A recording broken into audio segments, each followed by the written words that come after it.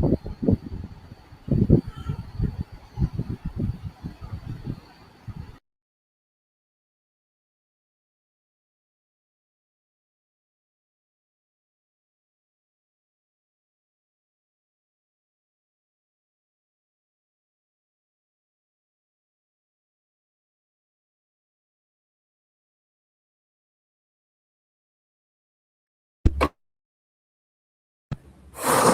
all, good evening.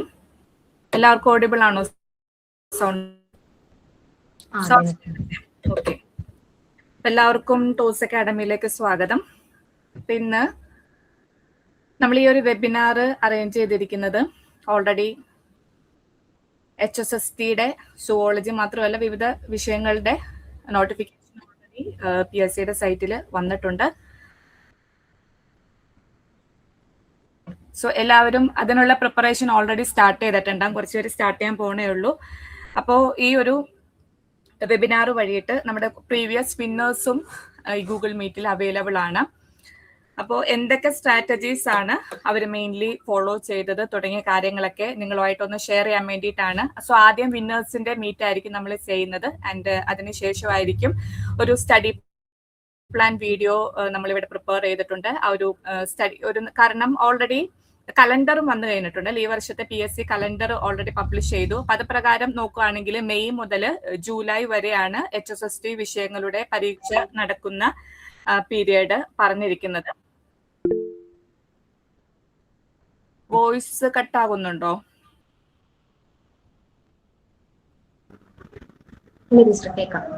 കേൾക്കാം അല്ലേ? Okay.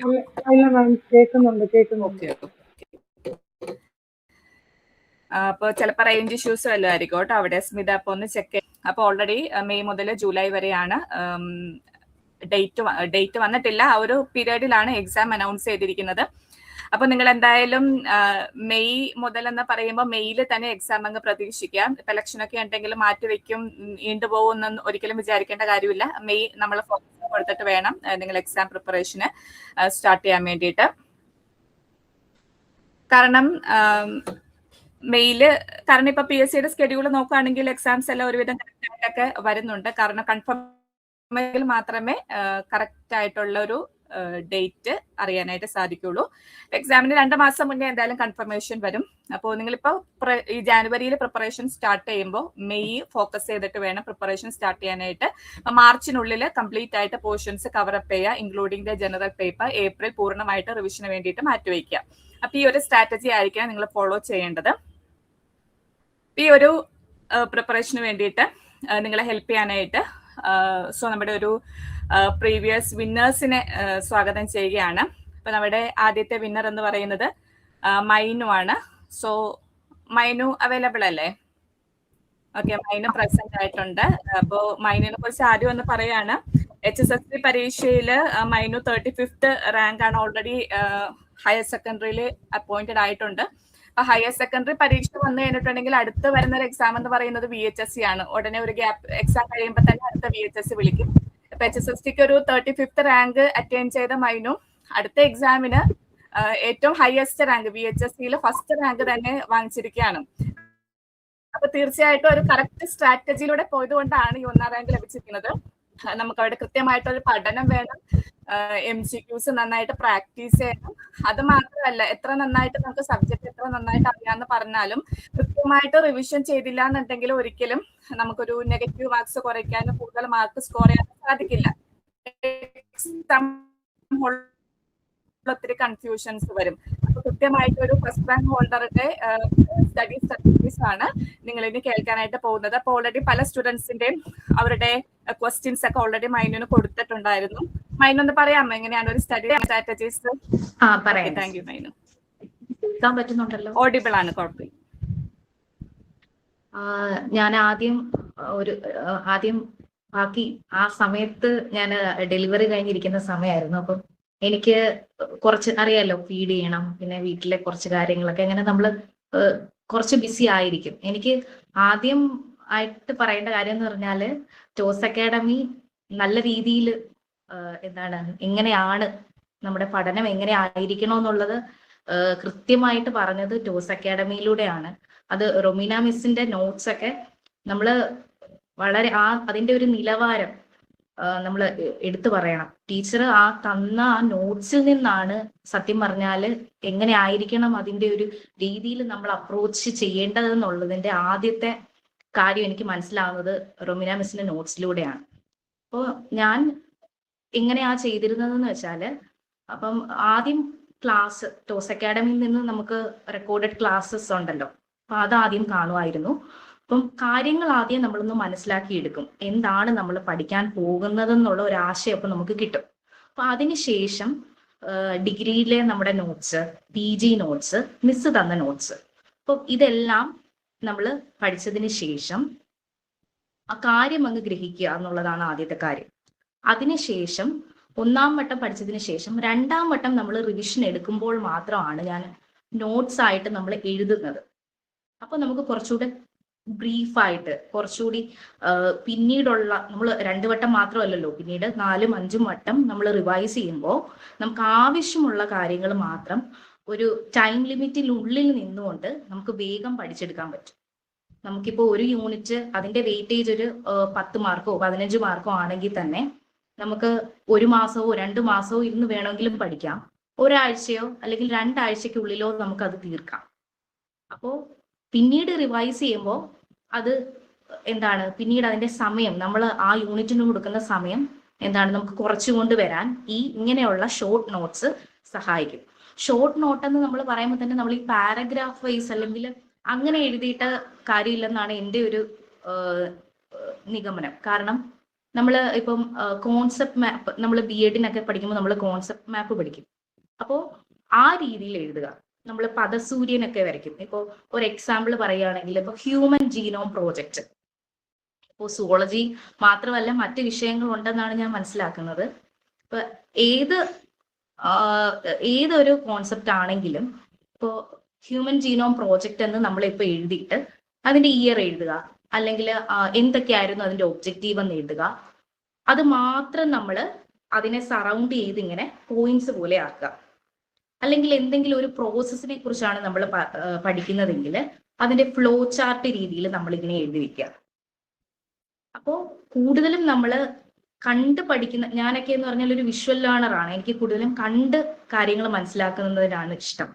അപ്പോൾ അങ്ങനെയുള്ള നോട്ട്സ് ആണെങ്കിൽ പിന്നീടുള്ള റിവിഷൻ നമ്മൾ 5ാം വട്ടമോ 6ാം വട്ടമോ ഒക്കെ റിവൈസ് ചെയ്യുമ്പോൾ നമുക്ക് പെട്ടെന്ന് കാര്യങ്ങൾ ഓർത്തെടുക്കാനും, എക്സാം ഹോളിൽ പോലും നമുക്ക് ഇങ്ങനെ ഓർക്കാം, ഇതൊക്കെ ആയിരുന്നല്ലോ എന്ന് നമുക്ക് വേഗം ഓർത്തെടുക്കാൻ അങ്ങനെയുള്ള കോൺസെപ്റ്റ് മാപ്പും ഫ്ലോ ചാർട്ടുകളും ഒക്കെ നമ്മളെ സഹായിക്കും. പിന്നീട് എന്താണ്, നമ്മൾ റിവൈസ് ചെയ്യാനുള്ള സമയം എപ്പോഴാണെന്നാണ് അടുത്ത ഒരു ഇത്. എനിക്ക് ആ സമയത്ത് ഇങ്ങനെ എന്താണ്, ഫീഡ് ചെയ്യണം, കുട്ടീനെ നോക്കണം. ഞാൻ ഫീഡ് ചെയ്തുകൊണ്ടിരിക്കുന്നതിൻ്റെ ഇടയ്ക്കാണ് എൻ്റെ കൂടുതലും റിവിഷൻ നടന്നുകൊണ്ടിരുന്നത്. അപ്പോ ഇപ്പൊ പലർക്കും പല സാഹചര്യങ്ങളായിരിക്കും. ചിലർ വർക്ക് ചെയ്തുകൊണ്ടിരിക്കുന്നവരായിരിക്കും.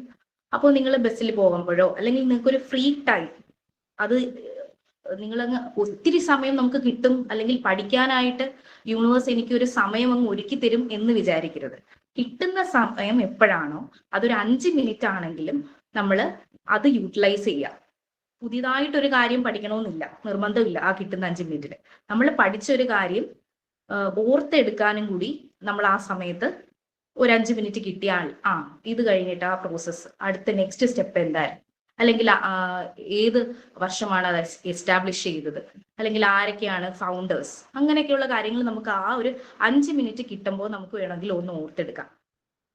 പിന്നെ ജനറൽ പേപ്പറും ഞാൻ ടോസ് അക്കാഡമിയുടെ നോട്ട്സ് തന്നെയാണ് ഫോളോ ചെയ്തത്. അത് പ്രിന്റ് എടുത്തിട്ട് അതായിരുന്നു പഠിച്ചത്. അതിന് പ്രത്യേകം നോട്ട്സ് ഒന്നും ഞാൻ ഉണ്ടാക്കിയിരുന്നില്ല. ജസ്റ്റ് PDF എടുക്കുക, അത് തന്നെ റിവൈസ് ചെയ്തുകൊണ്ടിരുന്നു. അപ്പം HSSTക്ക് പിന്നെ പ്രീവിയസ് ഇയർ ക്വസ്റ്റ്യൻ പേപ്പേഴ്സ്, അപ്പോൾ ഒരു MSc ലെവൽ ക്വസ്റ്റ്യൻ ആണ് നമ്മൾ ഇപ്പൊ ഇതിന്റെ സിലബസ് എങ്കിൽ ആ MSc നിലവാരം യോഗ്യതയായിട്ട് വരുന്ന ബാക്കി PSCയുടെ ഏതൊക്കെ ക്വസ്റ്റ്യൻ പേപ്പറുകൾ ഉണ്ടോ അതൊക്കെ നമ്മൾ കളക്ട് ചെയ്യുക, പ്രിന്റ് എടുത്ത് വെക്കുക. അതായിരിക്കും കൂടുതൽ നല്ലത്. അപ്പോൾ അങ്ങനെ നമ്മൾ പ്രിന്റ് ഔട്ട് എടുത്ത് വെച്ചിട്ട് നമ്മൾ നോക്കുക. നമ്മൾ ഏതെങ്കിലും ഒരു, ഇപ്പം ഞാൻ നോക്കിയത് 5 വർഷം ഒരു PYQ ഒരു 5 വർഷം മുമ്പത്തെ സെറ്റ് എക്സാമിന്റെ ക്വസ്റ്റ്യൻസ്. പിന്നെ സയന്റിഫിക് ഓഫീസർ എക്സാംസ് ഉണ്ട്. അതെല്ലാം MSc സുവോളജി യോഗ്യതയായിട്ട് വരുന്ന എക്സാംസ് ആണ്. അപ്പോൾ അതിന്റെ ഇപ്പോൾ scientific officer anatomy, scientific officer physiology, scientific officer pathology, അങ്ങനെയൊക്കെ ക്വസ്റ്റ്യൻസ് ഉണ്ടായിരുന്നു. പിന്നെ HSSTയുടെ തന്നെ പ്രീവിയസ് ഇയർ ക്വസ്റ്റ്യൻസും നമുക്ക് കിട്ടും. അപ്പൊ അതൊക്കെ എടുത്ത് വെച്ച് നമ്മൾ നോക്കുക. അപ്പം സ്ഥിരമായി ചില ഫോക്കസ് ഏരിയാസ് കാണും PSCക്ക്. അപ്പോൾ അത് നമ്മൾ കണ്ടുപിടിക്കും. നമുക്ക് വർക്കൗട്ട് ചെയ്യുമ്പോൾ തന്നെ കാണും ചില ഹോട്ട് ടോപ്പിക്സ് കാണും. അപ്പോൾ നമുക്കത് കണ്ടുപിടിക്കാൻ പറ്റും. എന്നിട്ട് റിവേഴ്സ് ലേൺ ടെക്നിക്ക് ഉപയോഗിക്കുക. എന്ന് പറഞ്ഞാൽ ക്വസ്റ്റ്യൻ നമുക്ക് ഉണ്ടല്ലോ, അപ്പോൾ ആ പെർട്ടിക്കുലർ ഭാഗം നമുക്ക് മനസ്സിലാവും.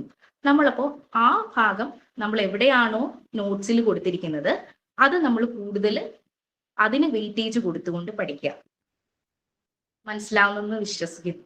എന്ന് പറഞ്ഞാൽ ക്വസ്റ്റ്യൻ പേപ്പറിൽ നമുക്ക് സ്ഥിരം കാണുന്ന ഹോട്ട് ടോപ്പിക്സ് ഉണ്ട്. അപ്പോൾ അത് നമ്മൾ എടുത്തിട്ട്, അപ്പോൾ അതാണ് PSCയുടെ ഫേവറേറ്റ് എന്ന് നമുക്ക് മനസ്സിലാവും. അപ്പൊ അത് നമ്മൾ തിരിച്ച് നമ്മൾ എവിടെയാണോ നമ്മൾ നോട്ട്സ്, ആ നോട്ട്സിൽ നമ്മൾ എടുത്തിട്ട് അവിടെ നമ്മൾ കൂടുതൽ ഊന്നൽ കൊടുത്ത് പഠിക്കുക. കേൾക്കാൻ പറ്റുന്നുണ്ടല്ലോ അല്ലേ? ക്ലിയർ ആണ് അമ്മ പറഞ്ഞു. അപ്പോൾ അങ്ങനെയായിരുന്നു എൻ്റെ ഒരു സ്ട്രാറ്റജി. അപ്പോൾ അങ്ങനെ പഠിക്കുക. പിന്നെ റിവിഷൻ ചെയ്യുന്ന സമയത്ത് നമുക്കറിയാം, ചിലപ്പോൾ നമ്മൾ ആദ്യത്തെ ഒരു പ്രാവശ്യം റിവൈസ് ചെയ്യുമ്പോൾ നമുക്ക് അത്ര കണ്ട് നമ്മൾ പഠിക്കാനുള്ള ചിലപ്പോൾ മറന്നുപോയ ഭാഗങ്ങൾ പിന്നെയും ആകുമ്പോൾ ഒരു വിരസത തോന്നാൻ സാധ്യതയുണ്ട്. അപ്പോൾ ഓരോ റിവിഷനും ഓരോ രീതിയിൽ പഠിക്കുക. ഓരോ റിവിഷനും ചിലപ്പോൾ നമുക്ക് അറിയാവുന്ന കാര്യങ്ങൾ ആദ്യത്തെ പോയിന്റ്സ് ഒക്കെ നമുക്ക് അറിയാവുന്നതായിരിക്കും. തിരിച്ച് നിങ്ങൾ ബാക്കിൽ നിന്ന് പഠിക്കുക. മനസ്സിലായോ? ഇപ്പൊ അതായിരുന്നു ആദ്യം നമ്മൾ പഠിക്കുമ്പോൾ ഇപ്പൊ ഏതെങ്കിലും ഒരു ഇപ്പൊ ജനറൽ പേപ്പറിന്റെ ഒരു എക്സാമ്പിൾ പറയുവാണെങ്കിൽ നമ്മൾ ഇപ്പൊ SNDP യോഗത്തിനെ കുറിച്ചാണ് പഠിക്കുക. അപ്പൊ നമ്മൾ ആദ്യമേ വർഷം, ആരാണ് ഫൗണ്ടർ, അല്ലെങ്കിൽ എന്തൊക്കെ കാര്യങ്ങളാണ് എന്നുള്ളത് നമ്മൾ ഇങ്ങനെ പഠിച്ചു വരികയാണെന്ന് വെച്ചോ. അപ്പോൾ തിരിച്ച് നമ്മൾ 2ാം വട്ടം റിവൈസ് ചെയ്യുമ്പോൾ ആദ്യം താഴെ നിന്ന് പഠിക്കുക. എന്തൊക്കെയായിരുന്നു, ആരൊക്കെയാണ് എന്നുള്ളത് തിരിച്ച് നമ്മൾ വരിക. പിന്നെ ഞാൻ ഇങ്ങനെ ജനറൽ പേപ്പർ പഠിക്കുമ്പോൾ നമുക്ക് കൂടുതലും ഇപ്പൊ സബ്ജക്ട് ഓറിയന്റഡ് ആയിട്ട് പഠിച്ച് ജനറൽ പേപ്പർ ഒരു 20 മാർക്കിനുണ്ടെങ്കിൽ അതിനകത്ത് റാങ്ക് മേക്കിംഗ് എപ്പോഴും ജനറൽ പേപ്പറിൽ നമുക്ക് കിട്ടുന്ന മാർക്കായിരിക്കും. അപ്പോൾ ഇപ്പോൾ NVTയുടെ കാര്യം പറയുവാണെങ്കിൽ നമുക്ക് ബയോളജി, സുവോളജിയും ബോട്ടണിയും ജനറൽ പേപ്പറും ഉണ്ടായിരുന്നു. അപ്പോൾ എന്തായാലും സുവോളജി പഠിക്കുന്ന ഒരാള് സുവോളജിയും ജനറൽ പേപ്പറിന്റെയും മാർക്ക് അവർക്ക് കിട്ടുമായിരിക്കും. പക്ഷെ ബോട്ടണി ആയിരിക്കും റാങ്ക് മേക്കിംഗ്. ഇപ്പൊ ബോട്ടണി ആണ് അയാളുടെ സബ്ജക്റ്റ് എങ്കിൽ ബോട്ടണിയും GKയും അയാൾക്ക് അറിയായിരിക്കും. സുവോളജി ആയിരിക്കും അവിടെ റാങ്ക് മേക്കിംഗ്. അപ്പോൾ ഞാൻ ബോട്ടണി കൂടി നമ്മൾ അന്ന് സബായിട്ട് പഠിക്കുമല്ലോ, അപ്പോൾ അതിൻ്റെയും കൂടി നോട്ട്സ് ഞാൻ സ്വന്തമായിട്ട് പ്രിപ്പയർ ചെയ്തിരുന്നു. അപ്പൊ എവിടെയാണെങ്കിലും നമ്മൾ എന്ത് തന്നെ ചെയ്താലും നമ്മുടെ ഒരു എഫേർട്ട് അവിടെ വേണം. ഇപ്പൊ ടോസ് അക്കാഡമിയുടെ ക്ലാസ് ഞാൻ ഇപ്പം റൊമീന മിസ്സിന്റെ നോട്ട്സ് PDF കിട്ടുമ്പോൾ നമ്മൾ ആദ്യം അത് പഠിച്ചു.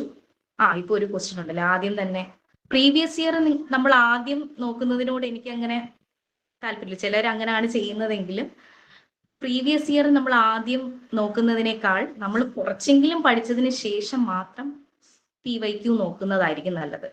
എനിക്കൊക്കെ ആണെങ്കിൽ കോൺഫിഡൻസ്, അയ്യോ ഒന്നും അറിയത്തില്ല എന്നുള്ളൊരു തോന്നല്, കോൺഫിഡൻസ് ലെവൽ കുറയാൻ ചിലപ്പോൾ ചാൻസ് ഉണ്ട്. നമ്മൾ ഒന്നും അറിയാത്തൊരിടത്ത് ക്വസ്റ്റ്യൻ പേപ്പർ നോക്കി അയ്യോ ഒന്നും അറിയത്തില്ല എന്നുള്ളൊരു, നമ്മൾ കുറച്ചെങ്കിലും ഒന്ന് പഠിക്കുക, കുറച്ചെങ്കിലും സബ്ജക്റ്റ് പഠിക്കുക. ആദ്യമേ നോട്ട്സ് ഉണ്ടാക്കി വെക്കും കേട്ടോ. ആദ്യമേ നമ്മൾ നോട്ട്സ് ഉണ്ടാക്കി വെക്കരുത്. 1ാം വട്ടം 2ാം വട്ടമോ റിവൈസ് ചെയ്തതിന് ശേഷം മാത്രം നമ്മൾ, അപ്പൊ നമുക്ക് ആവശ്യമുള്ള പോയിന്റ്സ് ഏതാണെന്ന് മനസ്സിലാവും. എന്നിട്ട് മാത്രം നോട്ട്സ് പ്രിപ്പയർ ചെയ്യണം. പിന്നെ എപ്പോഴാണെങ്കിലും നമുക്ക് നമ്മൾ ആരംഭശൂരത്വം എന്ന് പറയുമല്ലോ, ആദ്യത്തെ 1 ആഴ്ചയോ 2 ആഴ്ചയോ മാത്രം നമുക്ക് ഉള്ളില് ഇങ്ങനെ എനിക്കിത് വേണം എന്നുള്ള ലക്ഷ്യം മാത്രം പോരാ. നിങ്ങൾ നോട്ടിഫിക്കേഷൻ വന്നിടം തൊട്ട് നിങ്ങൾ എക്സാം ഹോളിൽ നിൽക്കുന്നത് വരെ നമുക്ക് ഈ ജോലി, ബാക്കിയുള്ള പരീക്ഷകൾ എങ്ങനെയാ നമുക്കൊരു BSc എക്സാം അല്ലെങ്കിൽ MSc എക്സാംസ് ഒക്കെ എന്ന് പറഞ്ഞാൽ നമുക്ക് മാർക്കിന് വേണ്ടിയിട്ടാണ്. ഈ ഒരു എക്സാം എന്ന് പറയുന്നത് അത് PSCയുടെ ഏത് എക്സാം ആണെങ്കിലും നമുക്കൊരു ജോലിക്ക് വേണ്ടി ആണ് നമ്മൾ ആ എക്സാം എഴുതാൻ പോകുന്നത് എന്നുള്ളൊരു ധാരണ ഉണ്ടാക്കിയെടുക്കുക. അതാണ് ഏറ്റവും ആദ്യം വേണ്ടത്. പിന്നെ ഈ പല പല മോട്ടിവേഷൻ ക്ലാസ്സുകളേക്കാൾ അല്ലെങ്കിൽ ഒരാൾ പറയുന്നതിനേക്കാൾ നിങ്ങൾ നിങ്ങളുടെ ലൈഫിൽ നിന്ന് എന്തെങ്കിലും ഒരു കാര്യം എടുക്കുക, അതൊരു മോട്ടിവേഷൻ ആയിട്ട് എടുക്കുക. ടോക്സിക് മോട്ടിവേഷനിൽ പെട്ടുപോകാതെ നിങ്ങൾ സ്വന്തമായിട്ട് നിങ്ങളുടെ ലൈഫിലുള്ള ഏതെങ്കിലും ഒരു കാര്യം, ഒരു പക്ഷെ ഇപ്പൊ ഞാനൊക്കെ എന്ന് വിചാരിച്ചാല് ഞാനിങ്ങനെ അടുത്ത എൻ്റെ ഒരു ക്രിസ്മസ് അല്ലെങ്കിൽ അടുത്ത എൻ്റെ ഒരു ഓണം ഞാനൊരു ബോണസ് വാങ്ങിച്ചിരിക്കും, അങ്ങനെയൊക്കെ നിങ്ങളങ്ങ് വിചാരിക്കുക. അല്ലെങ്കിൽ എൻ്റെ അമ്മയ്ക്ക് അടുത്ത ഒരു ക്രിസ്മസിന് ഞാൻ എൻ്റെ സാലറിയിൽ നിന്ന് ഞാനൊരു സാരി എടുത്ത് കൊടുക്കും, അങ്ങനെയൊക്കെ നിങ്ങൾ വിചാരിക്കുക. നമുക്ക് എപ്പോഴാണെങ്കിലും ഒരു വാശി വേണം കേട്ടോ. പിന്നെ ആദ്യത്തെ 2 ആഴ്ചയോ ഒരാഴ്ചയോ മാത്രം നമ്മൾ ഇങ്ങനെ പഠിച്ചുകൊണ്ടിരിക്കാതെ നമ്മൾ അവസാനം വരെ നമ്മുടെ മനസ്സിലുള്ള ഒരു തിരിയില്ലേ, കെടാതെ സൂക്ഷിക്കുക. ആത്മവിശ്വാസം വേണം. പിന്നെ വിചാരിക്കുന്നത് അയ്യോ ഹയർ സെക്കൻഡറി അല്ലേ, അല്ലെങ്കിൽ എക്സാംസ് എനിക്ക് കിട്ടുമോ, അങ്ങനെ നമ്മൾ ചിന്തിക്കരുത്. നമ്മൾ ആദ്യം ഇത്രയൊക്കെ ഇപ്പൊ MSc പഠിക്കാമെങ്കിൽ അല്ലെങ്കിൽ സെറ്റ് കിട്ടാമെങ്കിൽ നമുക്കിതും പഠിക്കാം കേട്ടോ. പിന്നെ നമ്മൾ മനസ്സിൽ വിചാരിക്കാം, ഇപ്പൊ ചിലര് പറയും ആന്റിസിപ്പേറ്റഡ് വേക്കൻസി, 1 or 2 പേര് ചിലപ്പോൾ കയറുമായിരിക്കും, അല്ലെങ്കിൽ 2 പേരോ 4 പേരോ, എനിക്ക് കിട്ടില്ല, അങ്ങനെ ഒരു ചിന്ത ഉണ്ടായിരിക്കും. ആദ്യം അത് മനസ്സിൽ നിന്ന് എടുത്ത് കളയുക. എനിക്കിരിക്കാൻ ഒരു കസേര മതിയല്ലോ, അതിപ്പോ 1 ആണെങ്കിലും 2 ആണെങ്കിലും എനിക്കിരിക്കാൻ ഒരു കസേര മതിയല്ലോ, അത് മാത്രം നിങ്ങൾ ചിന്തിക്കുക. പലരുടെ കാര്യങ്ങൾ ചിന്തിക്കാതിരിക്കുക. അപ്പൊ എല്ലാവർക്കും മനസ്സിലായി കാണും എന്ന് വിശ്വസിക്കുന്നു. എന്തെങ്കിലും ചോദിക്കാനുണ്ടോ?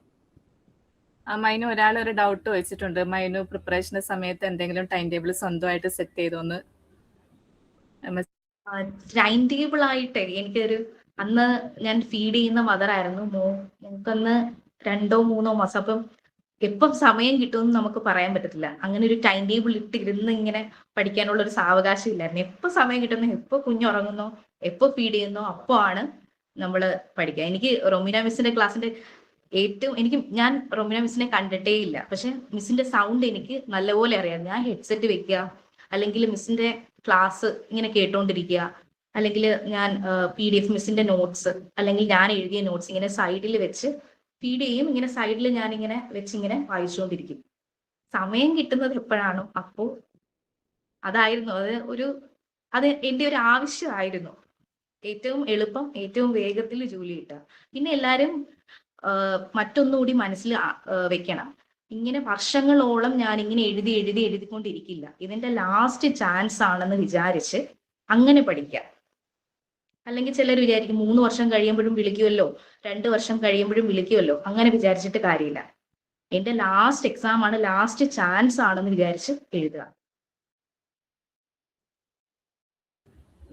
മൈന് വേറൊരു ഡൗട്ട്, എത്ര ഡെപ്തിൽ പഠിക്കണം ആൻഡ് റിവിഷൻ സ്ട്രാറ്റജീസ് ചോദിച്ചിട്ടുണ്ട്. അപ്പോ മൈനൂടെ ആ ഒരു പഠിക്കുമ്പോഴുള്ള ആ ഒരു ഡെപ്ത്, നമുക്ക് ഇപ്പൊ സെറ്റിന്റെ ഒരു ഡെപ്ത് അല്ലെങ്കിൽ ഒരു CSIR ലെവല്, അപ്പൊ എങ്ങനെയാണ് അതൊന്ന് പറയാമോ?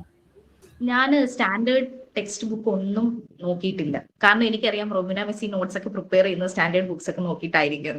അപ്പോ ഞാൻ മിസ്സിന്റെ നോട്ട്സ് എടുക്കും, പിന്നെ നമ്മുടെ PG നോട്ട്സ് എടുക്കും, പിന്നെ ഡിഗ്രി കേരള യൂണിവേഴ്സിറ്റി ആയിരുന്നു ഞാൻ ഡിഗ്രി ചെയ്തത്. അപ്പോൾ ആ ബുക്ക് അന്നൊക്കെ നമ്മൾ പഠിക്കുമ്പോൾ ഇപ്പൊ എക്സാമിന്റെ തലേന്നുള്ളൊരു പഠിത്തം ആയിരിക്കുമല്ലോ, ഇമ്പോർട്ടന്റ് പോയിന്റ് മാത്രം നമ്മൾ, അല്ലെങ്കിൽ എപ്പോഴും ചോദിക്കുന്നത് ആ ഒരു രീതിയിലുള്ള ഒരു സ്റ്റഡി ആയിരിക്കുമല്ലോ. ഇത് ഞാൻ വായിച്ചിട്ടുണ്ട്, എല്ലാ ലൈനും ഞാൻ വായിച്ചിട്ടുണ്ടായിരുന്നു, ഡിഗ്രി ടെക്സ്റ്റ് തൊട്ട് PG നോട്ട്സ് വരെ, പിന്നെ റൊമീന മിസ്സിന്റെ നോട്ട്സ്, അങ്ങനെയായിരുന്നു. അല്ലാതെ ഞാൻ ഭയങ്കര ഡെപ്തിൽ ഒരു കാര്യം അങ്ങനെ ഇരുന്നാലും നമുക്ക് വേണമെങ്കിൽ മാസങ്ങളോളം ഇരിക്കാമല്ലോ. ഇപ്പം ഇമ്മ്യൂണോളജി അല്ലെങ്കിൽ ഡെവലപ്മെന്റൽ ബയോളജി, സെൽ ബയോളജി ഒക്കെ നമുക്ക് 1 വർഷം കൊണ്ടും പഠിക്കാം, ഒരാഴ്ച കൊണ്ടും പഠിക്കാം.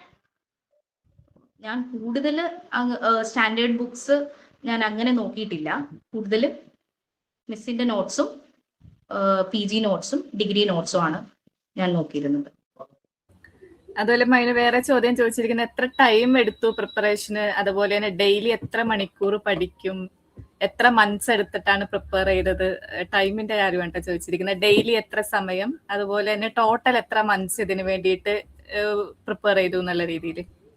ഞാൻ നോട്ടിഫിക്കേഷൻ വന്നതിന് ശേഷമാണ് പഠിക്കാൻ തുടങ്ങിയത്. പക്ഷെ HSST വിളിക്കുമെന്ന് അറിയായിരുന്നു. അപ്പോൾ നോട്ടിഫിക്കേഷൻ വന്നു തുടങ്ങിയിട്ടാണ് ഞാൻ പഠിക്കാൻ തുടങ്ങിയത്. എനിക്കിപ്പോഴും ഓർമ്മയുണ്ട്, മിസ് സ്റ്റാർട്ട് ചെയ്യുന്നത് ഇമ്മ്യൂണോളജി ക്ലാസ് ആണ്. അപ്പോൾ ഇമ്മ്യൂണോളജി വെച്ചിട്ടാണ് ഞാൻ തുടങ്ങിയത്. മിസ്സിന്റെ ക്ലാസ് ആണ് ഞാൻ കേട്ട് പഠിച്ചു തുടങ്ങിയത്. അങ്ങനെയായിരുന്നു തുടങ്ങിയത്. പിന്നെ സമയം, ഒരു ദിവസം എത്ര സമയം എന്ന് പറഞ്ഞാൽ നമുക്ക് പറയാൻ പറ്റത്തില്ലടാ. ഇപ്പം എനിക്കും, നമ്മളല്ലേ ഇപ്പം മനുഷ്യന്മാരല്ലേ, ഇപ്പം കുറച്ചൊക്കെ മടി എന്ന് പറഞ്ഞാൽ അത് മടിച്ചിരുന്നാലും, ഇപ്പൊ 1-2 മണിക്കൂർ മടിച്ചിരുന്നാലും ആ കുറ്റബോധം മനസ്സിൽ വരും. അയ്യോ, ഞാൻ അത്രയും സമയം കളഞ്ഞല്ലോ. ആ കുറ്റബോധം നല്ലതിന് വേണ്ടി ഉപയോഗിക്കുക. അല്ലെങ്കിൽ ഞാൻ പഠിച്ചില്ലല്ലോ എന്ന് വിചാരിച്ച് ഒരാഴ്ച ഇരുന്നിട്ട് കാര്യമില്ലല്ലോ. നമ്മള് കിട്ടുന്ന സമയം പഠിക്കുക. ഇപ്പൊ പുതിയൊരു ടോപ്പിക്ക് നമുക്ക് തുടങ്ങാനായിട്ടുള്ളൊരു സാവകാശം കിട്ടിയില്ലെങ്കിലും നമ്മൾ മുൻപേ പഠിച്ച കാര്യങ്ങൾ നമ്മൾ ഓർത്ത് നോക്കാനും കൂടി നമ്മൾ യൂട്ടിലൈസ് ചെയ്യുക. 5 മിനിറ്റ് കിട്ടട്ടെ, ഒരു ദിവസം ചിലപ്പോൾ 5 മിനിറ്റ് കിട്ടട്ടെ, അല്ലെങ്കിൽ 10 മിനിറ്റ് കിട്ടട്ടെ, ആ 10 മിനിറ്റ് ആണെങ്കിലും നമ്മൾ വിനിയോഗിക്കണമെന്നാണ് എൻ്റെ ഒരു അഭിപ്രായം. മൈനു, അടുത്തൊരു ചോദ്യം ചോദിച്ചിരിക്കുന്നത്, സിലബസ് ഫുള്ള് കവർ ചെയ്തിട്ടുണ്ടായിരുന്നു? അതായത് നമ്മുടെ സുവോളജി ആണെങ്കിലും നിങ്ങളുടെ ജനറൽ പാർട്ടാണെങ്കിലും അത് ഫുള്ളും കവർ ചെയ്തായിരുന്നു? സുവോളജി ഞാൻ ഫുള്ള് കവർ ചെയ്തിട്ടുണ്ടായിരുന്നു. പക്ഷെ ജനറൽ പേപ്പർ എനിക്ക് ഫുള്ള് കവർ ചെയ്യാനുള്ള സമയം കിട്ടിയില്ലായിരുന്നു. എങ്കിലും നമുക്ക് അറിയാലോ, ഇപ്പൊ നമ്മള് കോൺസ്റ്റിറ്റ്യൂഷൻ, ഇപ്പൊ സ്ഥിരമായിട്ട് ചോദിക്കുന്ന ഈ നമ്മുടെ നവോത്ഥാന പ്രസ്ഥാനങ്ങൾ, അങ്ങനെയൊക്കെയുള്ള കാര്യങ്ങളില്ലേ, അതൊക്കെ നോക്കിയിരുന്നു അതിന്റെ ഇയറും. പക്ഷെ ജനറൽ പേപ്പർ ഫുള്ള് ഞാൻ അങ്ങനെ കവർ ചെയ്തിട്ടില്ല. സബ്ജക്ട് കവർ ചെയ്തു. ഓക്കെ, സബ്ജക്ട് കവർ ചെയ്യുമ്പോൾ നമുക്കറിയാം എത്ര യൂണിറ്റ്സ് ഉണ്ട് അല്ലെ, പല ടോപ്പിക്സ് ഉണ്ട്. അതിൽ ഏതെങ്കിലും ഒരു പർട്ടിക്കുലർ ടോപ്പിക്സ് സ്പെഷ്യൽ ഫോക്കസ് കൊടുത്തിരുന്നോ? അതിപ്പോ ഫിസിയോളജി അല്ലെങ്കിൽ ബയോകെമിസ്ട്രി എന്തെങ്കിലും ഒരു പ്രത്യേക ഫോക്കസ് ആയിട്ട് ഏതെങ്കിലും ഒരു യൂണിറ്റിന് കൊടുത്തിരുന്നു, അല്ലെങ്കിൽ എല്ലാത്തിനും ഈക്വൽ പ്രയോറിറ്റൈസ് ആണ് കൊടുത്തത്? ഞാൻ എല്ലാത്തിനും ഈക്വൽ വെയിറ്റേജ് അങ്ങനെയാ എല്ലാത്തിനും. എങ്കിലും എനിക്ക് തോന്നുന്നു, എനിക്ക് ഇപ്പം ജെനറ്റിക്സ് ഒക്കെ നമ്മൾ എത്ര പഠിച്ചാലും പിന്നെയും നമുക്ക് കൺഫ്യൂഷൻ വരുന്നത്. അപ്പം റിവിഷൻ സമയത്ത് കൂടുതൽ സമയം ജെനറ്റിക്സ്, പിന്നെ ഡെവലപ്മെന്റൽ ബയോളജി, ആ യൂണിറ്റ്സ് ഒക്കെ കുറച്ചുകൂടി. ഇപ്പൊ ബയോ ഇൻഫോർമാറ്റിക്സിനൊന്നും നമ്മൾ അത്രത്തോളം നമ്മൾ റിവിഷൻ സമയത്ത് അങ്ങനെ ഇമ്പോർട്ടന്റ് ആണ്. പക്ഷെ എങ്കിലും നമുക്ക് അങ്ങനെ കൺഫ്യൂഷൻ വരേണ്ട കാര്യമില്ലല്ലോ. അങ്ങനെയുള്ളതിന് ആ ഒരു രീതിയിൽ ഇപ്പൊ ജെനറ്റിക്സ്, DB പോലുള്ള, അല്ലെങ്കിൽ സെൽ ബയോളജി എനിക്ക് വലിയ കുഴപ്പമില്ല. ഓരോരുത്തർക്കും അത് ഓരോ രീതിയിലായിരിക്കുമല്ലോ. അങ്ങനെയായിരുന്നു.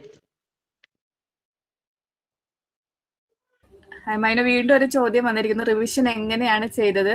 ലൈക്ക് വീക്ക്ലി, മന്ത്ലി അങ്ങനെയാണോ?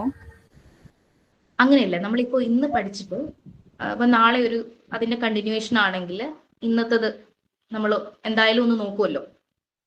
അങ്ങനെയായിരുന്നു. പിന്നെ ഒരു ശനിയാഴ്ചയോ ഞായറാഴ്ചയോ കിട്ടുവാണെങ്കിൽ നമുക്കത് വീണ്ടും നോക്കാം. എങ്കിലും തലേന്ന് പഠിച്ചതിന്റെയും കൂടെ കണ്ടിന്യൂവേഷൻ പോലെയാണ് ഞാൻ നോക്കിയിരുന്നത്. അപ്പൊ ഇന്ന് കുറച്ചുകൂടി അതിലേക്ക് ആഡ് ചെയ്യുക, ആ ഒരു രീതിയിലായിരുന്നു. ഓക്കെ മൈനു, നന്നായിട്ട് പറഞ്ഞു. പിന്നെ ആർക്കെങ്കിലും എന്തെങ്കിലും ഡൗട്ട്സ് ഉണ്ടെങ്കിൽ ചോദിക്കാട്ടോ. കുറെ ഡൗട്ട്സ്, ഒത്തിരി പേര് മെസ്സേജസ് ഇട്ടു, നല്ല കാര്യം. പിന്നെ എന്തെങ്കിലും ഡൗട്ട്സ് ഉണ്ടെങ്കിൽ ചോദിക്കുക.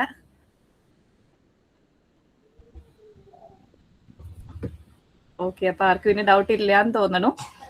അപ്പൊ മൈനു വളരെ നല്ല രീതിയിൽ പ്രസന്റ് ചെയ്തു. ബിക്കോസ് നമുക്കറിയാം ഒരു ഫസ്റ്റ് റാങ്ക് ഹോൾഡറുടെ വാക്കുകളാണ് നമ്മൾ കേട്ടത്. അപ്പൊ നമുക്ക് എന്തോരം അറിഞ്ഞാലും എങ്ങനെയാണ് കറക്റ്റ് സ്ട്രാറ്റജി, ഇപ്പൊ മൈനു പറയുന്ന പല രീതിയിലുള്ള ലേണേഴ്സ് ഉണ്ട്. ഇപ്പൊ മൈനു ഒരു വിഷ്വൽ ലേണർ ആണെന്ന് പറഞ്ഞു അല്ലെ. അപ്പൊ അത് നിങ്ങൾക്ക് ഏത് രീതിയിലാണ് പ്രിപ്പറേഷൻ നന്നാവുന്നത് ആ രീതി കണ്ടെത്തി ചെയ്യുക. ഇപ്പൊ മാപ്പ് അതുപോലെ തന്നെ ഡയഗ്രാംസ് ഒക്കെ അത് നല്ല ഹെൽപ്ഫുൾ ആയിരിക്കും. ഓക്കെ, വേറെ ഡൗട്ട്? ഇപ്പൊ ഏത് ഡിസ്ട്രിക്റ്റിലാണ് വർക്ക് ചെയ്യുന്നത്? ഇപ്പൊ ഞാൻ മെറ്റേണിറ്റി ലീവിലാണ്. ഇപ്പൊ 2ാമത്തെ കുഞ്ഞുവാവയുണ്ട്. തൃശ്ശൂരിലാണ് ഇപ്പൊ 16-ാം തീയതി ചെയ്തു. ഓക്കെ, മൈനു VHSC ആദ്യം ജോയിൻ ചെയ്തു. ഇപ്പൊ എനിക്കൊന്ന് HSSC ആയില്ലേ? ആദ്യം ഞാൻ VHSC VHSC ഞാൻ ഇടുക്കിയിലായിരുന്നു. അതിനുശേഷം മലപ്പുറത്തേക്ക് ട്രാൻസ്ഫർ ആയി. ആ സമയത്തായിരുന്നു ഡെലിവറി ഒക്കെ.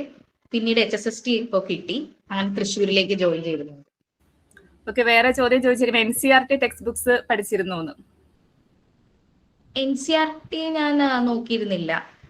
ഡിഗ്രി PG റോമിനാമിസിന്റെ നോട്ട്സ്. ആദ്യം റോമിനാമിസിന്റെ നോട്ട്സ് പഠിച്ചതിന് ശേഷം, ടോസ് അക്കാഡമിയിൽ നിന്ന് കിട്ടുന്ന നോട്ട്സ് പഠിച്ചതിന് ശേഷം പിന്നെ ഡിഗ്രി PG നോട്ട്സ്.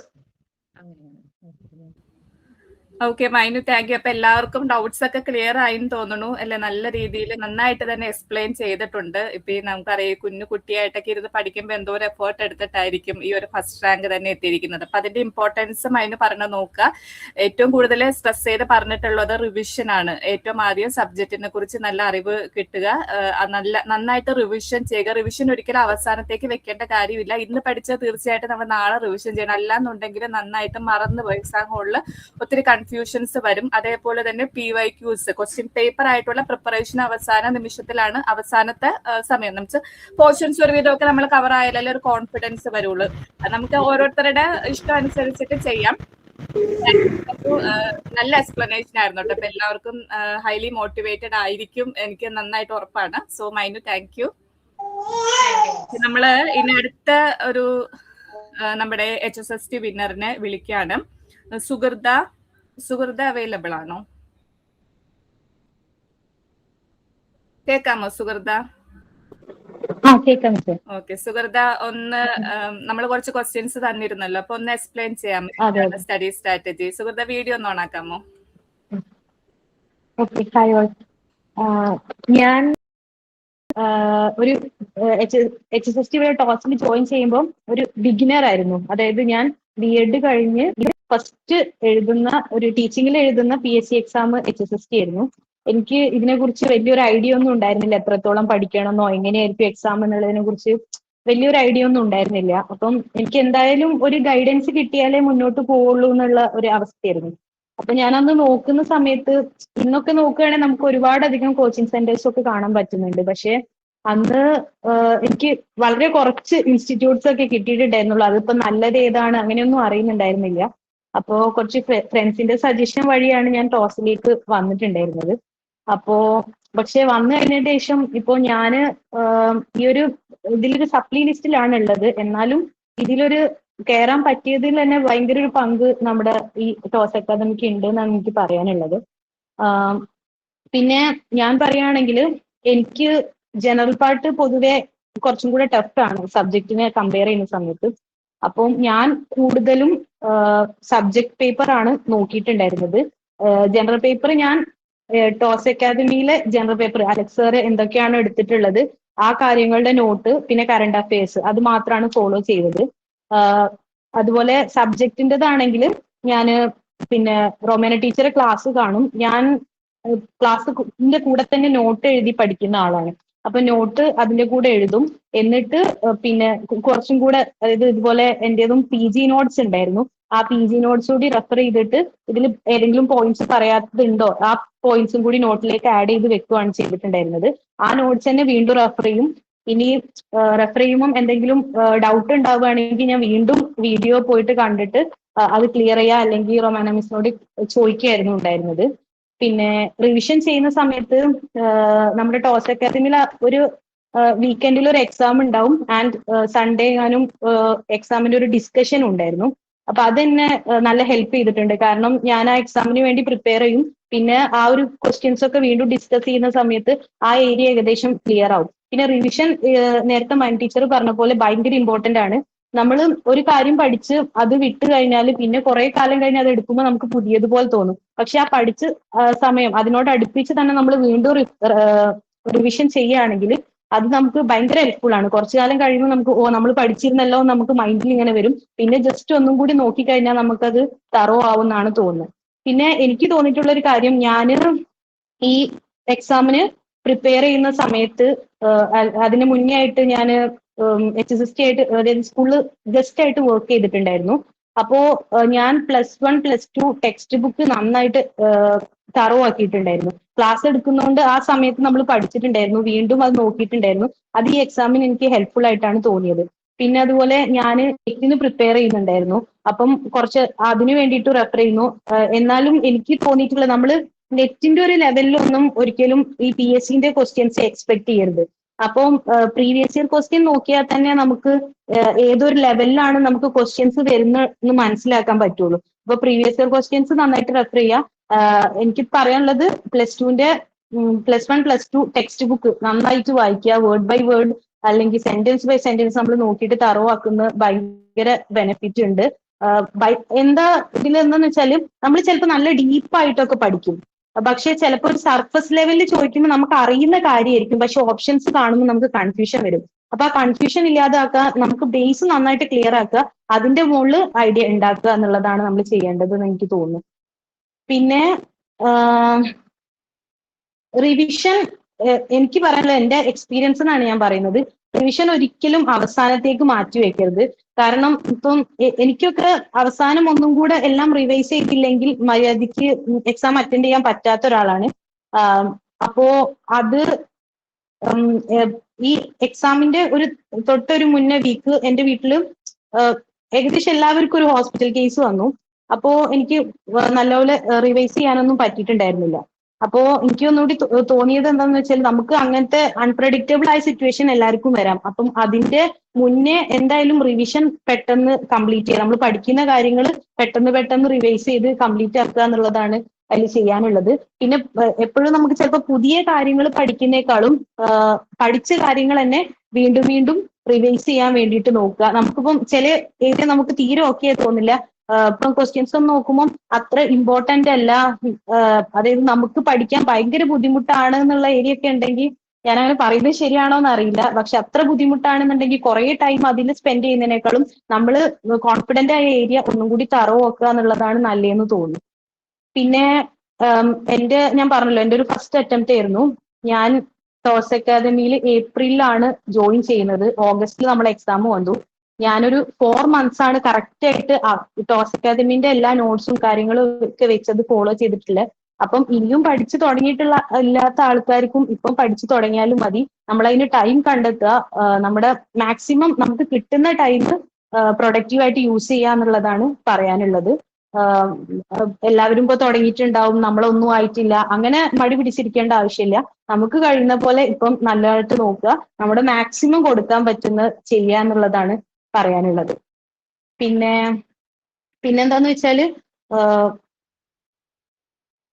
ഞാൻ ഈ പറഞ്ഞ പോലെ ഒരു 4 monthsലാണ് കറക്റ്റ് ആയിട്ട് ഈ ഒരു ഇത് ഫോളോ ചെയ്ത് പഠിച്ചിട്ടുണ്ടായിരുന്നത്.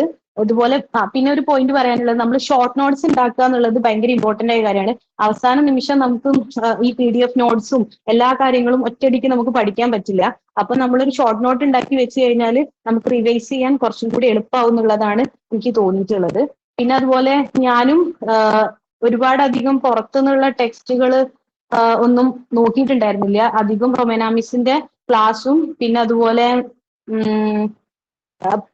എന്റെ PG നോട്ട്സും ഒക്കെ നോക്കിയിട്ടാണ് പഠിച്ചിട്ടുണ്ടായിരുന്നത്. പ്രീവിയസ് ഇയർ ക്വസ്റ്റ്യൻസും ചെയ്തിട്ടുണ്ടായിരുന്നു.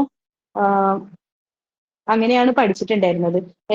എന്നെ പേഴ്സണലി ടോസ് അക്കാദമി, അതായത് റൊമാന മിസ്സിന്റെ ക്ലാസ്സും ജനറൽ പേപ്പറിനും ഭയങ്കരമായിട്ട് ഹെൽപ്പ് ചെയ്തിട്ടുണ്ടായിരുന്നു. അത്രയൊക്കെയാണ് പറയാനുള്ളത്.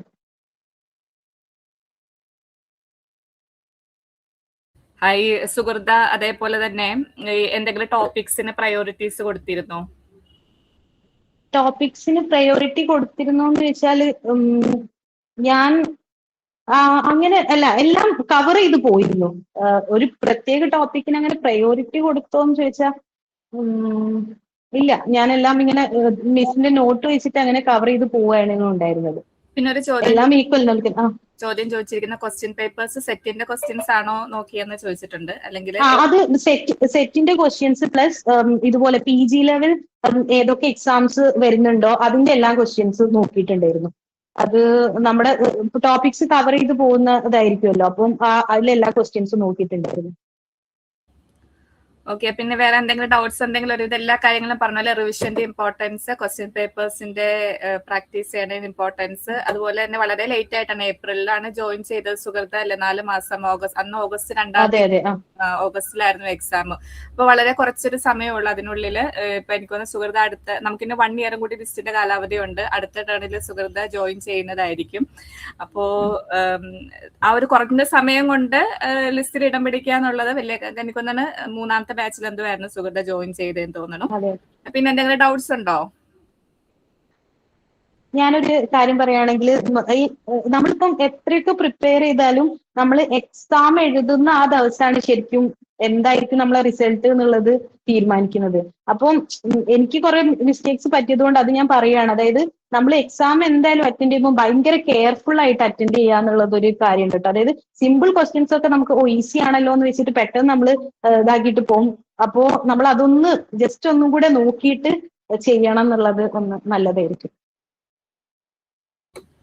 ഓക്കെ, അത് നല്ലൊരു പോയിന്റ് ആണ്. കാരണം എക്സാം ഹോളിലാണ് നമ്മുടെ മാർക്കൊക്കെ ഇരിക്കുന്നത്. അപ്പൊ അതിനു വേണ്ടി ഏറ്റവും ചെയ്യേണ്ട കാര്യം എന്താണ്? നെഗറ്റീവ് മാർക്സ് നന്നായിട്ട് കുറയ്ക്കാൻ വേണ്ടിയിട്ട് എന്താ ചെയ്യേണ്ടത്? MCQs നന്നായിട്ട് പ്രാക്ടീസ് ചെയ്യണം. അല്ലാന്നുണ്ടെങ്കിലാണ് നമുക്ക് എക്സാം ഹോളിൽ വരുമ്പോൾ കൺഫ്യൂഷൻസ് വരും. 2 ഓപ്ഷൻസ് വരുമ്പോൾ ഇതിലേതാണ് അതിലേതാണ് അങ്ങനെയുള്ള കുറെ കാര്യങ്ങളൊക്കെ എക്സാം ഹോളിൽ വരുമ്പോഴാണ് നമ്മുടെ മാർക്ക് കുറഞ്ഞു പോകുന്നത്.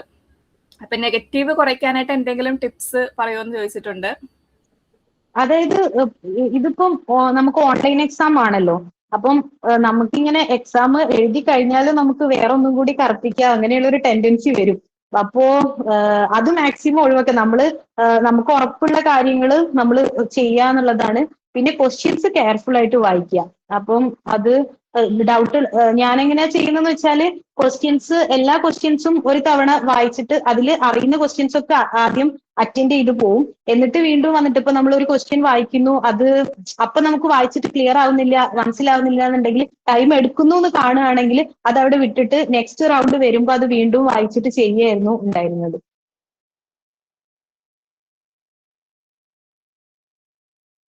ഒട്ടും അറിയാത്ത ക്വസ്റ്റ്യൻസ് നമ്മൾ അറ്റൻഡ് ചെയ്യാതെ ഇരിക്കുകയായിരിക്കും നല്ലത്. നമ്മളൊരു ഗസ് എന്നുള്ള രീതിയിൽ അറ്റൻഡ് ചെയ്യാതെ ഇരിക്കുകയായിരിക്കും നല്ലതെന്ന് എനിക്ക് തോന്നുന്നു.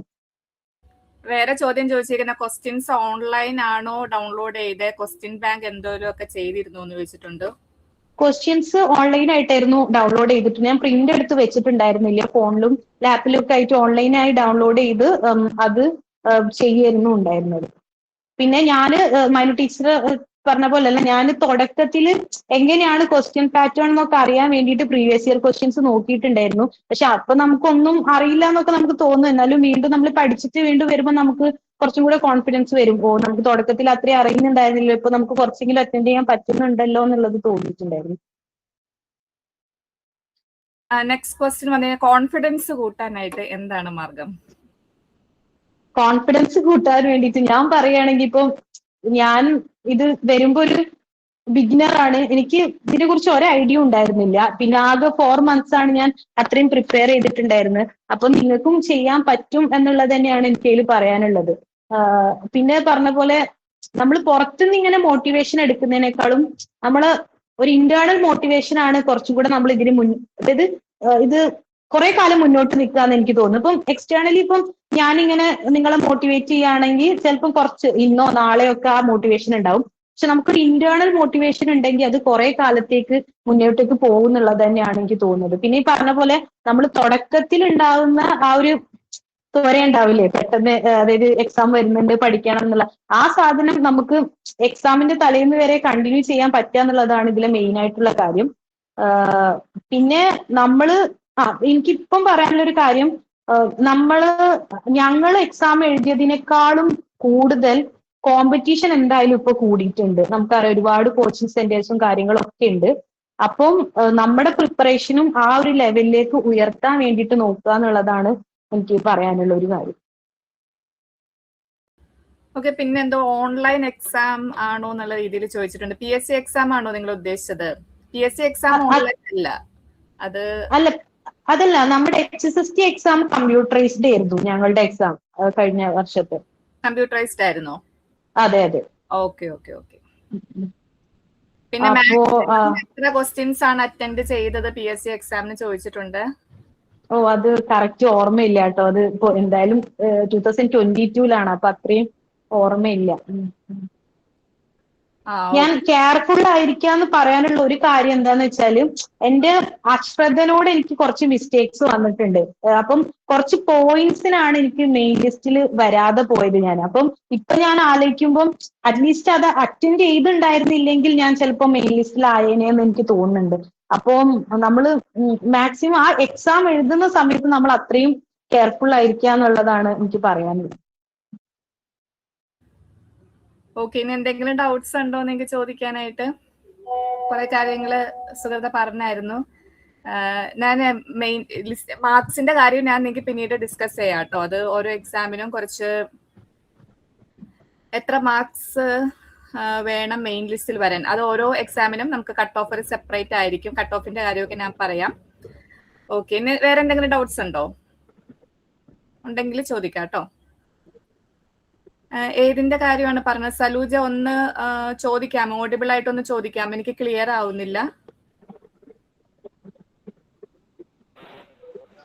കേൾക്കാൻ പറ്റുന്നുണ്ടോ? കേൾക്കാം. എനിക്ക് HSSC-യുടെ പരീക്ഷ ഓൺലൈൻ ആയതുകൊണ്ട് എനിക്ക് അതൊരു പ്രയാസമാണ്. ഓൺലൈൻ എക്സാം നമുക്ക് ക്വസ്റ്റ്യൻ പേപ്പർ മറിച്ച് ചെയ്യുന്ന പോലെ ആ ഒരു ഇത് കിട്ടത്തില്ല. അതെന്റെ മാർക്ക് കുറയുന്നതിന് ഏറ്റവും ഞാൻ മുമ്പ് എഴുതിയപ്പോഴൊക്കെ പറഞ്ഞിട്ടുണ്ട്. പക്ഷെ എനിക്ക് പനിയാണ്, അതുകൊണ്ട് സൗണ്ട് അതുകൊണ്ട് എനിക്ക് ഈ ഓൺലൈൻ എക്സാം വരുന്ന ഒരു രീതി പോലെ മാറ്റാനായിട്ട് എന്താ ചെയ്യണമെങ്കിൽ ഓൺലൈൻ എക്സാം അറ്റൻഡ് ചെയ്തിട്ടാണോ അതോ എന്തെങ്കിലും മാറില്ല? അതെന്നെ എപ്പോഴും മുന്നോട്ട് വലിയ പ്രശ്നമാണ്. ക്ലിയർ ആയില്ല. സലൂജ ഒന്ന് ടൈപ്പ് ചെയ്തിടാമോ? അത് ക്ലിയർ ആയില്ലല്ലോ, ഓഡിയോ ക്ലിയർ ആയില്ല. അപ്പൊ അത് കമ്പ്യൂട്ടറൈസ്ഡ് ആണ് എക്സാം. അപ്പൊ ഈ തവണ എന്തായാലും നമുക്ക് കൺഫർമേഷൻ വരുമ്പോഴേക്കും ക്ലിയർ ആകും. ഓക്കെ, ഒന്ന് ടൈപ്പ് ചെയ്തിട്ടേക്ക് കേട്ടോ. അപ്പൊ നമുക്കത് നോക്കാം.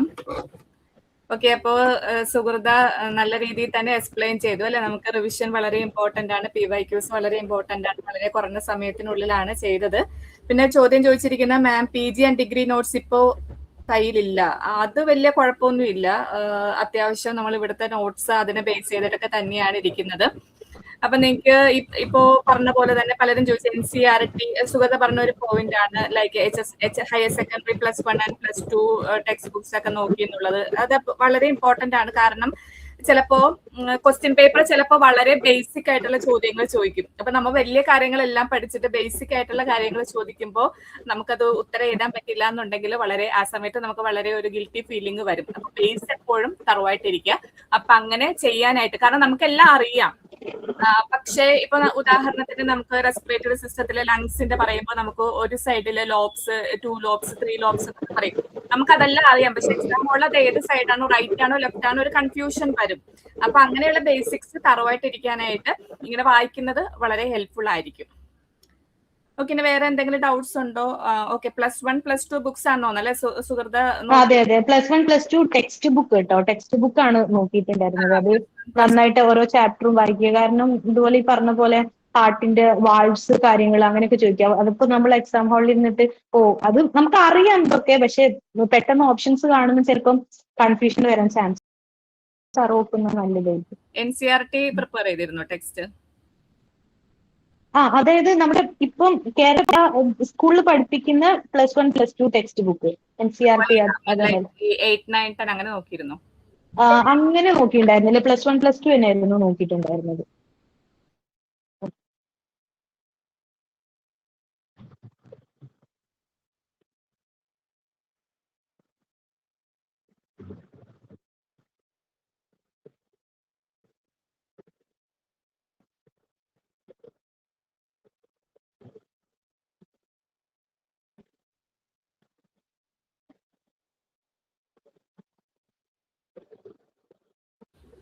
ഓക്കെ സുഹൃത, താങ്ക് യു കേട്ടോ. വളരെ നല്ല രീതിയിൽ തന്നെ മോട്ടിവേറ്റ് ചെയ്തിട്ടുണ്ട്.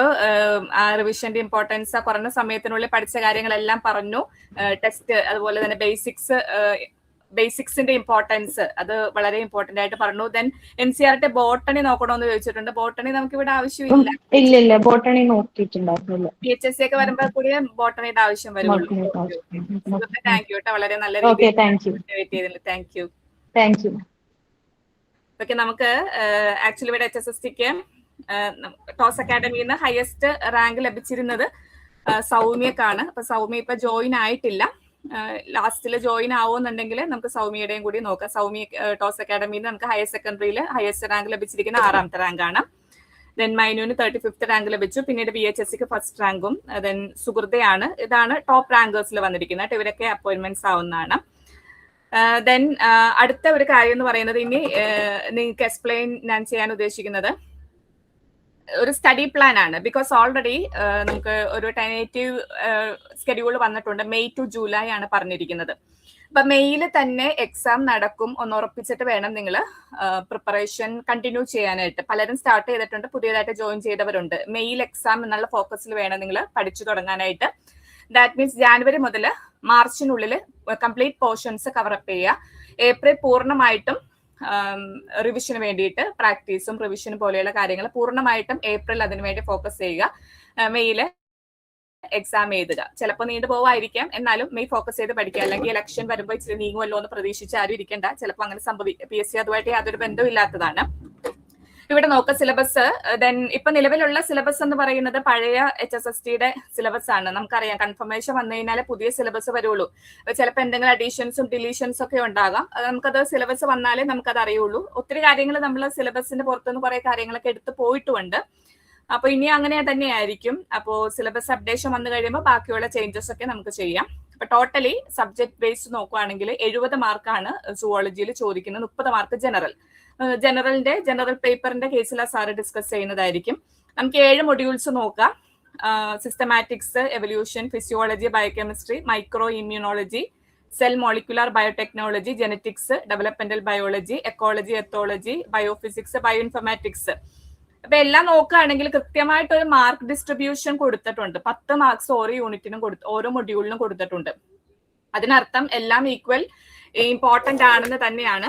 പക്ഷെ ഒരു കാര്യം നിങ്ങൾ നോട്ട് ചെയ്തിട്ടുണ്ടെങ്കിൽ ഒരു കാര്യം മനസ്സിലാകും. ഇപ്പൊ ഉദാഹരണത്തിന് നോക്കാം, മൊഡ്യൂൾ 1 അവിടെ കൊടുത്തിരിക്കുന്നത് എത്രയാണ്? 10 മാർക്സ് ആണ് കൊടുത്തിരിക്കുന്നത്.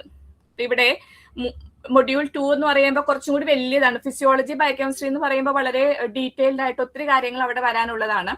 പക്ഷെ സിസ്റ്റമാറ്റിക്സ്, എവല്യൂഷൻ അത്രയും വരുന്നില്ല. അപ്പോ അതിനും ഈക്വൽ ഇമ്പോർട്ടൻസ് ഉണ്ട്. നോക്കി അപ്പൊ അതിൽ 10 മാർക്സ് ഉള്ള ചോദ്യങ്ങളാണ് മൊഡ്യൂൾ 1. അതേപോലെ തന്നെ ഫിസിയോളജി, ബയോകെമിസ്ട്രി വലിയ ചാപ്റ്റർ ആണെങ്കിലും 10 മാർക്ക്. അപ്പൊ ഓരോ യൂണിറ്റിനും ഇമ്പോർട്ടൻസ് ഉണ്ട്. ചിലത് വലിയ യൂണിറ്റ് ആണ്, ചിലത് ചെറിയ യൂണിറ്റ് ആണെങ്കിൽ പോലും. ദെൻ റീസെന്റ് ഡെവലപ്മെന്റ് എന്നൊക്കെ പറയുമ്പോൾ അതിൽ നമുക്ക് കൂടുതൽ ഒരു 2 മാർക്കിന്റെ ചോദ്യങ്ങളൊക്കെ പ്രതീക്ഷിച്ചാൽ മതി. ലൈക്ക് കറന്റ് അഫയേഴ്സ് പോലെയുള്ള നമ്മുടെ സബ്ജക്റ്റുമായിട്ട് റിലേറ്റ് ചെയ്ത്, എസ്പെഷ്യലി നൊബേൽ പ്രൈസ് ഒക്കെ ആയിരിക്കും അങ്ങനെ ചോദിക്കുന്നത്. അതൊക്കെ ഒരു 2 മാർക്കിന്റെ കാര്യങ്ങളൊക്കെ പ്രതീക്ഷിച്ചാൽ മതി. അപ്പൊ എല്ലാ യൂണിറ്റ്സിനും ഈക്വൽ പ്രയോറിറ്റി കൊടുക്കുക. സബ്ജക്ട് മാത്രമല്ല, ജനറൽ പേപ്പർ ആയിരിക്കും നമുക്ക് ഒരു റാങ്ക് മേക്കിംഗ് ആയിട്ടൊക്കെ വരുന്നത്. ജനറൽ പേപ്പറും കൂടി നമുക്ക് അത്യാവശ്യം നല്ല കോൺഫിഡന്റ് ആണെന്നുണ്ടെങ്കിൽ നല്ല രീതിയിൽ തന്നെ മാർക്ക് കൂടും. ദെൻ പഴയ എക്സാമിന്റെ കാര്യം പലരും ചോദിച്ചു, കട്ട് ഓഫിന്റെ കാര്യമെല്ലാം. അപ്പൊ ഇവിടെ കട്ട് ഓഫ് കൊടുത്തിട്ടുണ്ട്, നോക്കാം. ഇത് കഴിഞ്ഞ എക്സാമിന്റെ കട്ട് ഓഫ് ആണ് കേട്ടോ. എക്സാമിന്റെ കട്ട് ഓഫ് നോക്കി 38.67 ആണ് കട്ട് ഓഫ് വന്നിരിക്കുന്നത്. അതിൽ തന്നെ ഫസ്റ്റ് റാങ്ക് വന്നിരിക്കുന്നത് 53.67. ദെൻ ഇതുവരെ 2 വർഷം പൂർത്തിയായി ലിസ്റ്റ് വന്നിട്ട് 47 പേർക്കാണ് അഡ്വൈസ് പോയിരിക്കുന്നത്. ഇനിയും 1 വർഷം കൂടി അടുത്ത ഒക്ടോബർ വരെ ഉണ്ട്. 1 വർഷം ഇല്ല, എന്നാലും 1 വർഷത്തോളം ഇനിയും ഒത്തിരി റിട്ടയർമെന്റ്സും അങ്ങനെയുള്ള കാര്യങ്ങളൊക്കെ വരാനുള്ള എല്ലാ സാധ്യതയുണ്ട്. അപ്പൊ വീണ്ടും അപ്പോയിന്റ്മെന്റ്സ് നടക്കുന്നതായിരിക്കും. സോ ഈ കട്ട് ഓഫ് എന്ന് പറയുന്നത് അത് പ്രഡിക്റ്റബിൾ അല്ല. ഓരോ എക്സാമിനും കട്ട് ഓഫ് ക്വസ്റ്റ്യൻ പേപ്പറിന്റെ നിലവാരം അനുസരിച്ചിട്ടായിരിക്കും. ക്വസ്റ്റ്യൻ പേപ്പർ എപ്പോഴും ഒരേ പാറ്റേൺ ആയിരിക്കില്ല. PSCയുടെ ഒക്കെ ഒരു പാറ്റേൺ എപ്പോഴും മാറിക്കൊണ്ടിരിക്കുന്നത്. ചിലപ്പോൾ വളരെ ടഫ് ആകും, ചിലപ്പോൾ ഒരു ആവറേജ് ആകും, ചിലപ്പോൾ വളരെ സിമ്പിൾ ആകും. അപ്പൊ വളരെ സിമ്പിൾ ആയിട്ടുണ്ടെങ്കിൽ ഈ രീതിയിൽ 38 ഒന്നും കട്ട് ഓഫ് നിൽക്കില്ല, കട്ട് ഓഫ് കൂടും. അതാണ് പറഞ്ഞ ഒരിക്കലും പ്രഡിക്റ്റബിൾ അല്ല എന്നുള്ളത്. ഈ ഒരു റേഞ്ചിലാണ് കട്ട് ഓഫ് വന്നിരിക്കുന്നത്. പക്ഷെ എക്സാം വളരെ ഈസി ആയിട്ടുണ്ടെങ്കിൽ നമ്മൾ കഴിഞ്ഞ ലിസ്റ്റിൽ ഇത്രയാണല്ലോ കട്ട് ഓഫ്. ഫസ്റ്റ് റാങ്ക് എന്ന് പറയുന്നത് ഒരു 53. അപ്പൊ എനിക്കൊരു 50 മാർക്ക് ഉറപ്പായിട്ടും 100% നിങ്ങൾക്ക് ഉറപ്പുണ്ട് 50 മാർക്ക് കിട്ടുമെന്നുള്ളത്. അങ്ങനെ പ്രതീക്ഷിച്ച് നമ്മൾ ഇരിക്കരുത്. ബിക്കോസ് ക്വസ്റ്റ്യൻ പേപ്പറുകൾ നിലവാരം അതിന്റെ ടഫ്നെസ് ചേഞ്ച് ചെയ്യുന്നതനുസരിച്ചിട്ട് ഈ കട്ട് ഓഫ് മാറിക്കൊണ്ടേയിരിക്കും. അപ്പോൾ നമുക്ക് സബ്ജക്ട് നല്ല നോളജ് ഉണ്ടായിരിക്കണം, മാക്സിമം മാർക്ക് വാങ്ങിക്കുക എന്നുള്ളതാണ്. അപ്പൊ പഴയ കട്ട് ഓഫ് ഒരിക്കലും മനസ്സിൽ വെച്ചിട്ട് അത് വെച്ചിട്ട് ഒരിക്കലും പോകാതിരിക്കാനായിട്ട് ശ്രദ്ധിക്കുക. അതെപ്പോഴും മാറിക്കൊണ്ടിരിക്കുന്ന കാര്യമാണ്. സോ 2 പേപ്പറിനും ഈക്വൽ പ്രയോറിറ്റി കൊടുക്കുക എന്നുള്ളതാണ്. ദെൻ കട്ട് ഓഫ് ബേസ് ചെയ്തിട്ട് നിങ്ങൾക്ക് എന്തെങ്കിലും ഡൗട്ട്സ് ഉണ്ടെങ്കിൽ ചോദിക്കാം കേട്ടോ. നമുക്കിനി ഓരോ യൂണിറ്റിലേക്ക് ഒരു പ്രധാനപ്പെട്ട കാര്യങ്ങളൊന്ന് ഓവറോൾ ആയിട്ടൊന്ന് പറഞ്ഞു പോവാണ്. കട്ട് ഓഫിന്റെ കേസിൽ ആരെങ്കിലും ഡൗട്ട് ഉണ്ടോ? എത്ര മാർക്സിന് അറ്റംപ്റ്റ് ചെയ്യണം അങ്ങനെയൊക്കെ ഡൗട്ട് ചോദിച്ചിരുന്നല്ലോ. നമുക്ക് ഇത്ര മാർക്സ് എന്നുള്ള രീതിയിൽ മുൻകൂട്ടി പ്രെഡിക്റ്റ് ചെയ്ത് ഒരിക്കലും നിങ്ങൾ പോവാണ്ടിരിക്കുകയാണ് ഏറ്റവും ഉത്തമമായിട്ടുള്ള കാര്യം. ഓക്കെ, ഇനി അടുത്തത് ഓരോ യൂണിറ്റിലെ ഇമ്പോർട്ടന്റ് ആയിട്ടുള്ള കാര്യങ്ങളൊന്ന് പറയാണ്. ദെൻ ഓൾറെഡി പറഞ്ഞ പോലെ തന്നെ ജാനുവരി ടു മാർച്ച് നന്നായിട്ട് പഠിത്തം മാത്രമായിരിക്കരുത്, പഠിത്തത്തിന്റെ ഇടയ്ക്ക് നിങ്ങൾ പ്രാക്ടീസ് ചെയ്യണം. അതേപോലെ തന്നെ MCQ പ്രാക്ടീസ് ചെയ്യുക. അതേപോലെ തന്നെ റിവിഷൻ വളരെ ഇമ്പോർട്ടന്റ് ആണ്. റിവിഷൻ എപ്പോഴും ഉണ്ടായിരിക്കണം.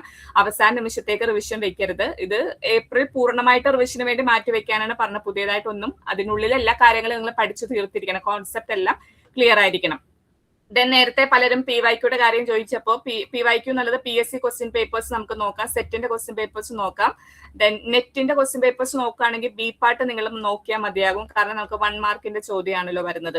പിന്നെ നമുക്ക് ചെയ്യാവുന്നത് PSC എന്ന് പറയുമ്പോൾ HSST മാത്രമല്ല കേട്ടോ, VHSC കിട്ടും. അതേപോലെ തന്നെ മൈനു നേരത്തെ പറഞ്ഞ പോലെ തന്നെ നമ്മുടെ സുവോളജി റിലേറ്റഡ് ആയിട്ട് ഒത്തിരി എക്സാംസ് ഒക്കെ അടുത്തൊക്കെ വിളിച്ചിട്ടുണ്ട്. അതിന്റെ എല്ലാം ക്വസ്റ്റ്യൻ പേപ്പേഴ്സുകൾ വർക്ക്ഔട്ട് ചെയ്ത് നോക്കിയിട്ടുണ്ടെങ്കിൽ ചില ഏരിയാസ് ഒക്കെ, ഇപ്പൊ ഉദാഹരണത്തിന് ഇമ്മ്യൂണോളജി നിങ്ങൾ പഠിക്കുമ്പോൾ ടൈപ്സ് ഓഫ് ഇമ്മ്യൂണോഗ്ലോബുലിൻ എന്ന് പറയുന്ന ഒരു ടോപ്പിക്കിൽ നിന്ന് സ്ഥിരമായിട്ട് ക്വസ്റ്റ്യൻസ് വരുന്നത് കാണാം. അപ്പൊ അങ്ങനെ ഒരു മെത്തേഡ് വഴി ഇമ്പോർട്ടന്റ് ആയിട്ടുള്ള ടോപ്പിക്സ് നിങ്ങൾക്ക് മനസ്സിലാക്കാനായിട്ട് സാധിക്കും. മറ്റൊരു കാര്യം കൂടി പറയാൻ, നീറ്റിന്റെ ക്വസ്റ്റ്യൻ പേപ്പേഴ്സും വർക്ക്ഔട്ട് ചെയ്യുകയാണെങ്കിൽ നിങ്ങൾക്ക് അത് വളരെ ഹെൽപ്ഫുൾ ആയിരിക്കും. കുറച്ചും കൂടി ബേസിക് ആണ്, എന്നാലും നല്ല നിലവാരത്തിലുള്ള ക്വസ്റ്റ്യൻസ് നീറ്റിലും വരാറുണ്ട്. അപ്പൊ അത് റിപ്പീറ്റ് ചെയ്യുന്നതായിട്ടും കണ്ടിട്ടുണ്ട് കേട്ടോ. PSC ക്വസ്റ്റ്യൻ പേപ്പേഴ്സിൽ നീറ്റിന്റെ ക്വസ്റ്റ്യൻസ് ഒക്കെ റിപ്പീറ്റ് ചെയ്യുന്നതായിട്ടും കണ്ടിട്ടുണ്ട്. അപ്പൊ ഓൺലൈനിലൊക്കെ ഈ ക്വസ്റ്റ്യൻ പേപ്പേഴ്സ് ഒക്കെ നിങ്ങൾക്ക് അവൈലബിൾ ആയിരിക്കും. സെറ്റിന്റെ LBSന്റെ സൈറ്റിൽ അവൈലബിൾ ആണ്. PSC ക്വസ്റ്റ്യൻ പേപ്പേഴ്സ് ഒക്കെ ഓൾറെഡി നിങ്ങൾക്ക് അത് പ്രൊവൈഡ് ചെയ്തോളാം. ഓക്കെ, ഇനി അടുത്ത ഇമ്പോർട്ടന്റ് ആയിട്ടുള്ള യൂണിറ്റ്സ് ഒന്ന് പറയാണ്. ആദ്യത്തെ മൊഡ്യൂൾ വന്നിരിക്കുന്നത് സിസ്റ്റമാറ്റിക്സും ദെൻ എവല്യൂഷണറി ബയോളജി ആണ്. 10 മാർക്സിന്റെ ചോദ്യങ്ങളാണ് അവിടെ വരുന്നത്.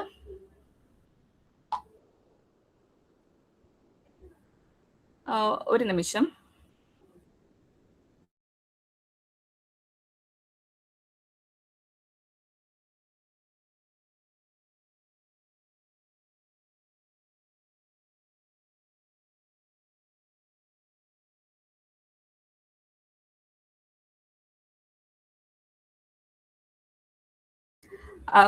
ക്വസ്റ്റ്യൻ പേപ്പേഴ്സ് ഉണ്ടല്ലോ, പഴയ ക്വസ്റ്റ്യൻ പേപ്പേഴ്സ് നിങ്ങളുടെ സ്റ്റഡി മെറ്റീരിയലിലേക്ക് ഇൻ ബിറ്റ്വീൻ ആഡ് ചെയ്തോളാം. ബിക്കോസ് അത് ഇപ്പോഴേ തന്നിട്ട് കാര്യമില്ലല്ലോ.